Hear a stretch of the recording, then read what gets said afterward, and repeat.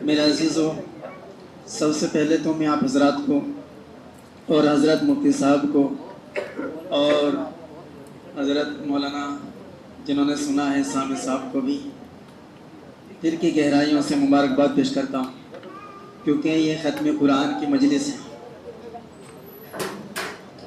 میرے عزیزوں دوستوں، جب ایک حافظ قرآن کریم سناتا ہے، اس سے پہلے میں ایک عام محاورہ آپ کے سامنے رکھ دوں۔ لوگ کہتے ہیں آپ بیتی سنائے یا جگ بیتی؟ تو بھائی آپ بیتی سناؤ، جگ بیتی تو سب سناتے ہیں، ہے نا؟ تو اس لیے میں آپ بیتی سنا رہا ہوں، دھیان سے سننا۔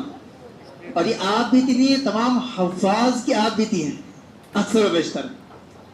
تو میں یہ کہنا چاہ رہا ہوں کہ جب ایک حافظ قرآن کریم سنا رہا ہوتا ہے تو اس کو کن کن لمحات سے گزرنا ہوتا ہے۔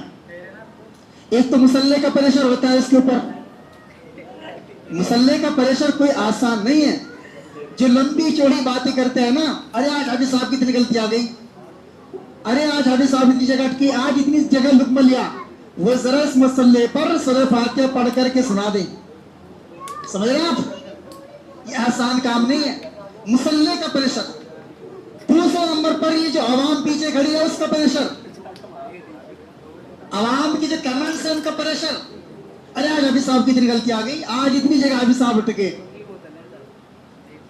اور تیسرا پریشر، حافظ صاحب خود رکعت میں مسٹیک نہ ہو جائے، 20 رکعت پڑھانی ہے 19 نہ ہو جائے، 21 نہ ہو جائے،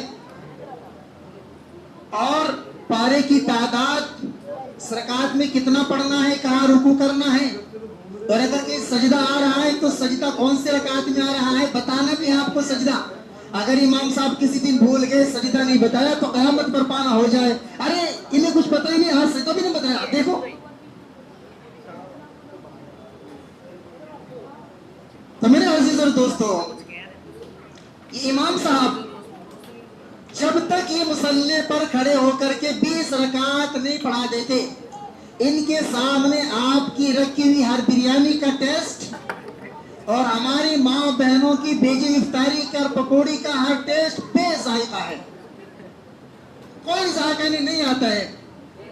کسی کھانے میں کوئی کتنا بہترین کھانا ان کے سامنے تیار کر کے رکھ دیا جائے، اور حفاظ کرام جانتے ہیں ان کے سامنے اس پکوان کی چٹپٹاہٹ، اس پکوان کا ذائقہ، اس کا ٹیسٹ پھیکا ہے۔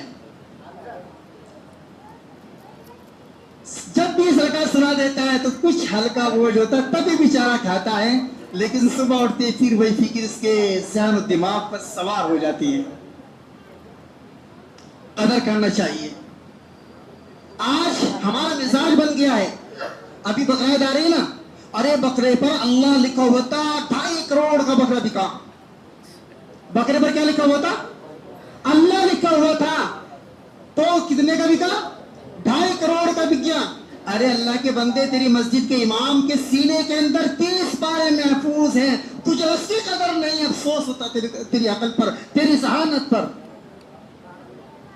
جس حافظ کے سینے کے اندر 30 پارے قرآن کریم کے محفوظ ہیں، جس حافظ صاحب کے پیچھے، جس امام کے پیچھے آپ نماز 5 وقتہ پڑھ رہے ہیں، جو حافظ آپ کی نسلوں کو پڑھا رہا ہے، بتا رہا ہے لا الہ الا اللہ محمد الرسول اللہ، اسلام کے بارے میں، عقائد کے بارے میں بتا رہا ہے، ہمیں اس کی قدر نہیں ہے، ہمیں اس بکرے کی قدر ہو رہی ہے جس بکرے پر لکھا ہوا ہے اللہ لا الہ الا اللہ۔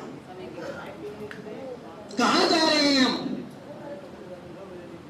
کیا ہے سب بتانے کے لیے دین آیا تھا؟ میرے عزیزوں، میرے دوستوں، آپ کی شان میں گستاخی نہ ہو جائے، پہلے معذرت چاہتا ہوں، معاف کرنا، بات کڑوی ہے مگر حقیقت ہے۔ رمضان کا مہینہ چل رہا ہے، یہ رمضان وہ مہینہ جو حدیث آپ کی مشہور سنی ہوگی، اللہ تبارک و تعالی ہر دن افطار کے وقت 10 لاکھ لوگوں کو جہنم سے آزاد کرتا ہے۔ ہر دن اللہ تعالیٰ इफ्तार के वक्त जहन्नम से 10 लाख लोगों को आजाद करता है, यानी हर दिन 1 मिलियन। सही बोला गलत भाई हैं? 1 मिलियन 10 लाख ही बोलते हैं? अच्छा ठीक बोल रहा हूं। और जिस दिन सुनो, जिस दिन आखिर रात होती है, आखिर दिन होता है, उस दिन अल्लाह तबारक व तआला जितने पूरे महीने में आजाद किए थे, उस दिन उतनी तादाद उस आखिरी दिन में अल्लाह ताला जहन्नम से आजाद करता है। यानी अगर 30 रोजे हुए तो कितने हो गए? 30 मिलियन। और फिर प्लस 30 मिलियन उस लास्ट दिन में कितने हो गए? तो ये आखिरी रात है। अल्लाह से दुआ करे काश में हमारा भी नाम आ जाए। मेरे अजीज और दोस्तों, मगर अफसोस ही होता है आखिर की जो रात है, जिसको अहादीस की इस्तिलाह में लैलतुल जायज़ा कहा जाता है, इनाम की रात, गिफ्ट वाली रात, वो रात हमारे नौजवानों की, हमारे माँ बहनों की, हमारे बुजुर्गों की बाजारों की नजर हो जाती है।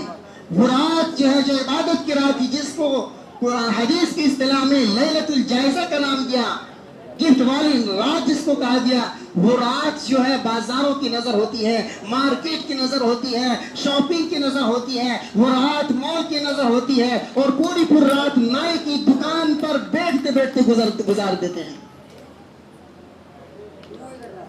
ये सब, इस सब के लिए रमजान नहीं आया। रमजान तो रहमत का, मग़फ़िरत का, बख्शिश का, निजात का महीना है। इसलिए मेरे अज़ीज़ों, मैं ज़्यादा लंबी छोटी बात नहीं कर रहा हूँ। आपकी थकी थकी निगाहें मुझे मेरी ज़बान को बोलने पर और मेरे ज़मीर को झंझोड़ रही है कि मौलाना बस बस बस बस बस।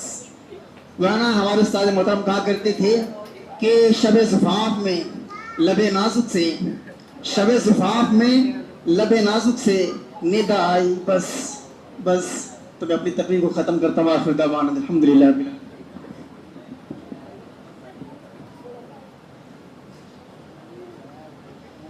मैं अब इनके बाद मुफ्ती आसिफ से दरख्वास्त करता हूँ वो आए और मुख्तसर वक्त में अपनी गुफ्तगू करते हैं, 5 मिनट, क्योंकि टाइम ज़्यादा होता जा रहा है और हमारा इरादा यह है कि 10:30 बजे तक हमारा प्रोग्राम लास्ट हो जाए। मुफ्ती आसिफ साहब।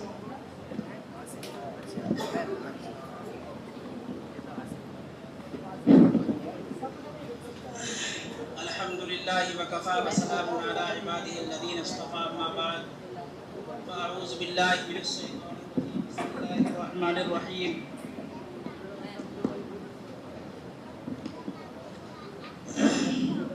मोहतरम सामिईन,